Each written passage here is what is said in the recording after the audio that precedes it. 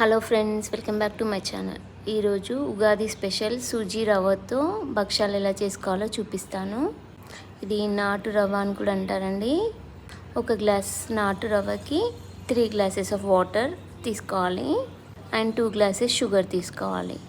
ముందుగా ప్యాన్ పెట్టేసి 3 glasses water చేసుకొని అది మరుగుతున్నప్పుడు దాంట్లో కొద్దిగా గీ యాడ్ చేసి ఆ రవ్వని యాడ్ చేసుకోవాలి. అది కొద్దిగా బాయిల్ అయ్యాక షుగర్, 1 టేబుల్ స్పూన్ ఇలాచీ పౌడర్, 1 టేబుల్ స్పూన్ గీ యాడ్ చేసుకొని బాగా మిక్స్ చేసుకోవాలి. ఇది కొద్దిగా దగ్గరికి అవ్వాలండి. చూసారా, ఇలా మనకు ఈ కన్సిస్టెన్సీలో ఉండాలి. ఇది చల్లారబెట్టేసుకోవాలండి. ఆలోపు మనం గోధుమ పిండి తడిపేసుకుందాం. నేను వీట్ ఫ్లోర్ అందాజా తీసుకున్నానండి. దాంట్లోకి కొద్దిగా సాల్ట్ యాడ్ చేసేసుకొని తగినట్టు వాటర్ యాడ్ చేసేసి బాగా మిక్స్ చేసేసుకుందాం.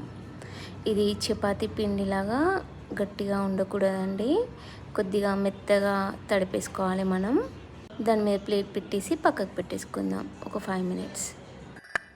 ఇది మనకు చల్లారింది కదండి. దీన్ని కొద్దిగా తీసుకొని మన హ్యాండ్కి కొద్దిగా ఆయిల్ అప్లై చేసేసుకొని మనం రౌండ్గా చేసేసుకోవాలి. హ్యాండ్కి ఆయిల్ అప్లై చేసుకుంటే మన హ్యాండ్కి అంటుకోదండి, చాలా నీట్గా కూడా వస్తాయి లడ్డూలాగా. అలా మనం ప్రిపేర్ చేసి పెట్టేసేయాలి స్టఫ్ కోసం. ఇవి ఒక 20 డేస్ మనం స్టోర్ చేసుకోవచ్చండి.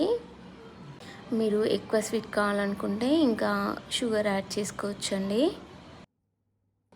ఇలా మనం ముందుగా తడిపి పెట్టుకున్న వీట్ ఫ్లోర్ని కొద్దిగా తీసేసుకొని ఇలా మనం స్టఫ్ చేసుకోవాలండి.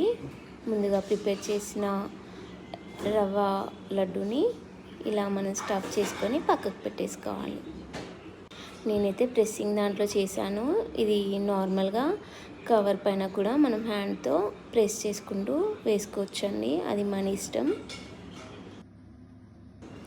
కవర్కి ఆయిల్ అప్లై చేసి మనం చేయాలండి.